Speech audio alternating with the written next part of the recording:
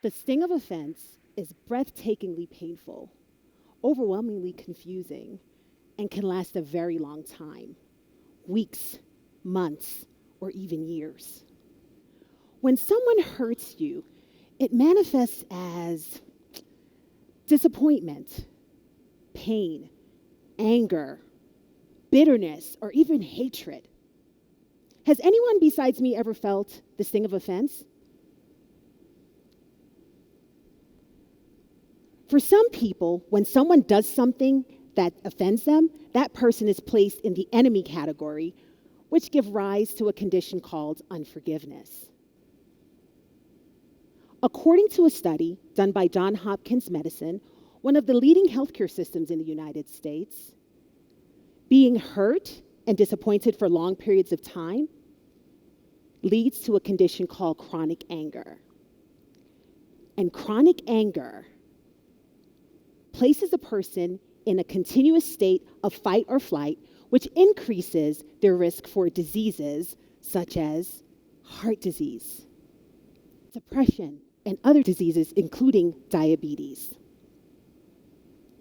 That makes me wonder how many people have unforgiveness and chronic anger as the underlying source to the diseases that I get to see as a doctor.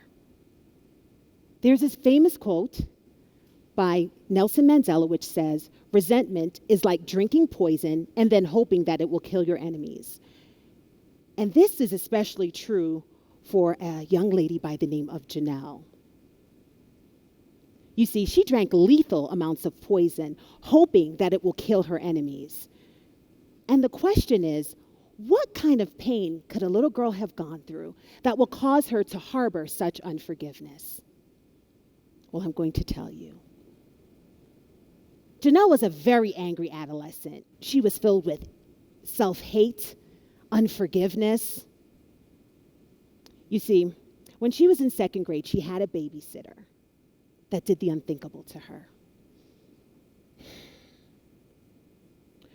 Her mother left her with this babysitter. As babysitters are supposed to be trustworthy, they're supposed to be protective. They're supposed to make sure that that child is kept safe. But this guy had a different agenda. You see, every time he had an opportunity alone with Janelle, he abused his authority and took advantage of her tiny premature body. Confused, ashamed, afraid, Janelle never shared her experiences with anyone. So the seed of hatred was planted in her, and now it was sprouting in her adolescent years.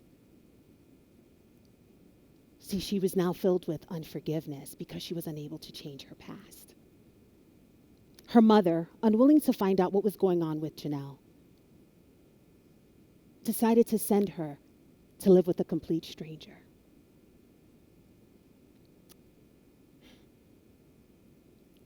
She sent Janelle to live with her father, a father that had been absent her entire life, and neither her mother nor Janelle knew this man. But the thing is, when she arrived in his home, instead of looking at her as his little girl, he looked at her as a sex object. And he did things to her that I dare not say on this stage. I beg to say that they were totally inappropriate for a father to do to a daughter. But you see, Janelle had mastered keeping secrets. So this was just another secret to add to her closet of skeletons.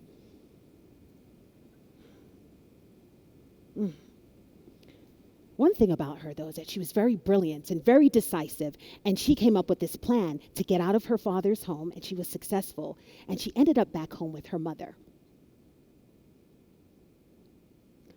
However, when she got back home, she was filled with even more self-hate, more anger, and she became outright rebellious. Within months of being home, Janelle found herself pregnant. And can you believe that her mother was not willing to investigate what was going on with her child? So once again, she ejected Janelle out of the home and told her, it's time to figure out life all on your own. So here you have a teenage girl, abused, mentally disturbed, no income, a baby, and homeless. Fast forward, Janelle's now a young adult with a school-age child, and she meets a gentleman that she trusts, and they build a friendship. She confides her secrets in him. She tells him about her childhood experiences. This gentleman appeared to be a very loving and supportive friend, and so eventually they developed an intimate relationship and started a family of their own. However, that family fell apart over time because Janelle's brokenness and her unresolved issues and all that self-hate became a perfect magnet for an abuser. Janelle found herself in the perpetual cycle of abuse, going round and round. The cycle of abuse is a theory that was founded in 1979 by Dr. Lenore Walker, and what it captures is the pattern of behaviors that happen in an abusive relationship. Janelle held on to the honeymoon phase. That's the phase where everything's nice and calm. But soon she was on a roller coaster ride because the tension would start to build. And as the tension built, she knew what was next. An explosion. A big incident would happen. And then it would be reconciliation, the apologies and the gifts. And she found herself going round and round, holding on to the honeymoon period.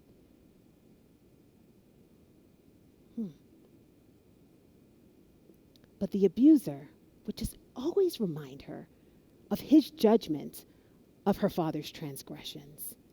He would always remind her that he was the only person that was capable of loving her. Besides, her mother abandoned her, and her father hurt her so deeply.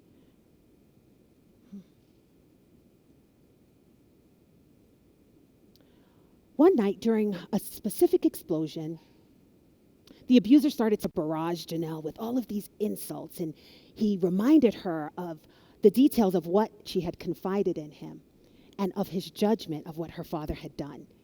And as he's throwing insults, using obscenities, vulgar language, a lot of anger and rage towards her, she sat there in agreement with him with tears in her eyes.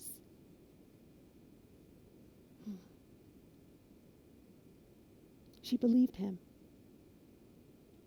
But this incident was different, you see, because right across the hall in the room, her school-aged son was awake. He was afraid. He was confused about what he was hearing. And the next morning when they woke up, he went to confront his mom. He told her what he heard and asked about it. And that confrontation rocked her to the core.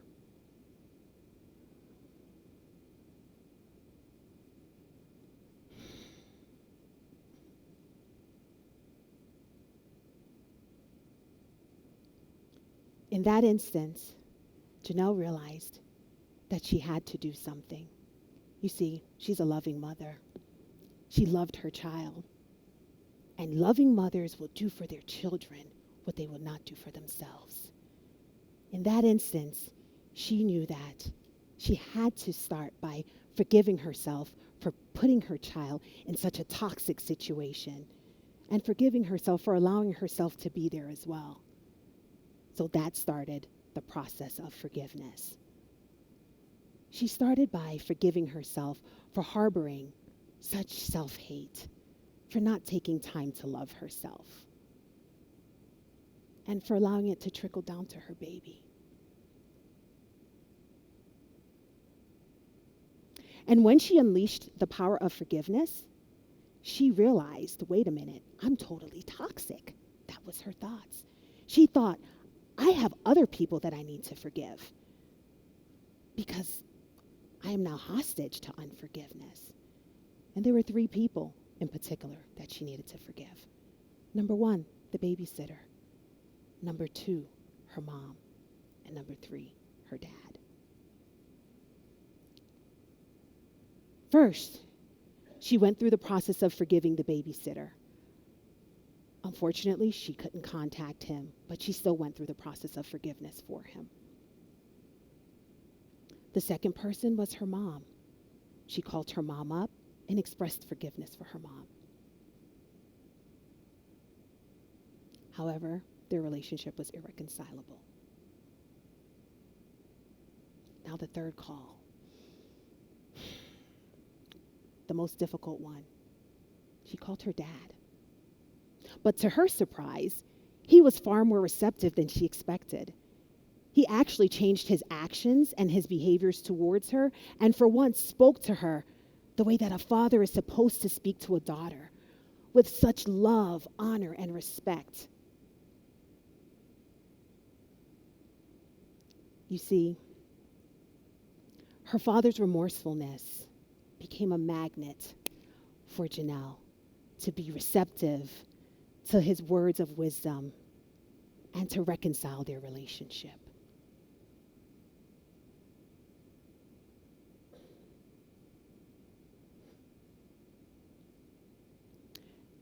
There was another explosion in her home, and she started talking to her father about the things that she was experiencing.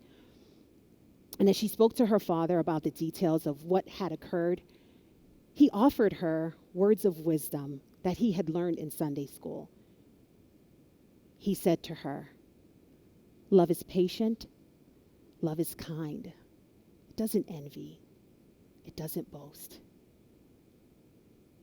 It isn't proud. It doesn't dishonor others. It is not self-seeking. It isn't easily angered.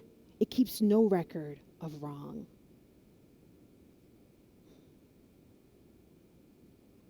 It does not delight in evil, but rejoices with the truth. Love always protects, always trusts, always hopes, and always perseveres. Love never fails." And in that moment, a light switch went on in Janelle's mind. She knew that it was time for her to get out with all 6 of her babies. She knew that what she was experiencing was the complete opposite of love.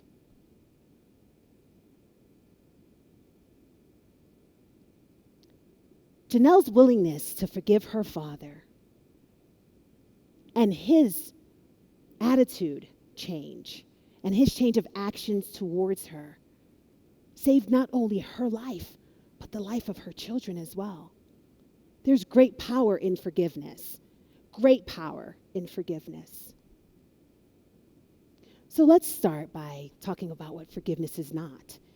Because what forgiveness is not, it's not co-signing craziness. It's not condoning bad behavior when somebody does something that's wrong. And it's not even reconciliation of relationship. In this odd instance, though, Janelle and her father were able to reconcile. Then it leaves me to wonder, what is forgiveness then?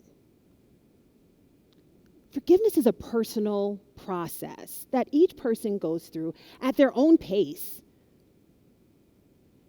It's a journey. It's the process of acknowledging that, yes, the offense did happen. This did occur. It's laying it all out on the table, looking at it, and saying, yes, this did occur, but it doesn't define who I am. Then, taking the occurrence and grieving it, going through the grief process with the hopes to arrive at this place called acceptance. Accepting that there's no looking back. Can't change it. And then finally, letting go. Letting go of all expectations of that relationship. Letting go so that you can move forward with your life to be the best version of you, so that you can live your life with purpose. According to that same study that I mentioned earlier by Johns Hopkins, forgiveness has many health benefits. Decrease in blood pressure, decrease in stress levels. Who can use some of that? Yeah.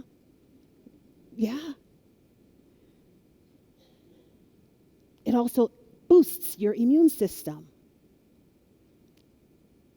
It gives you mental clarity.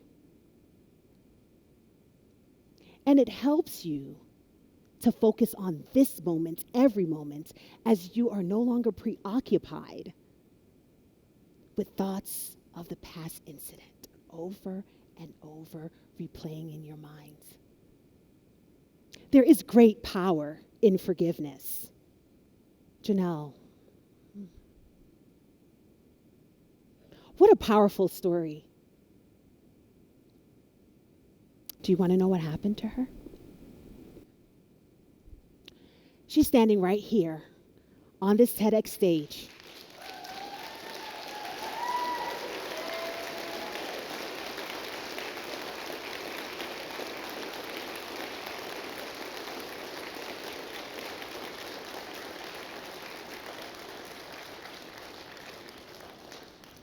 Sharing her story with you.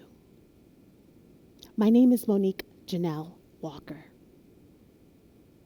I am married to an amazing man with 8 amazing children. And on top of that, a medical degree.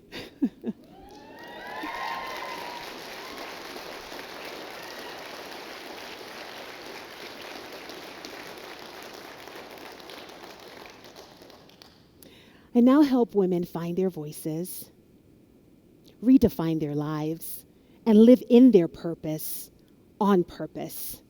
I am Janelle.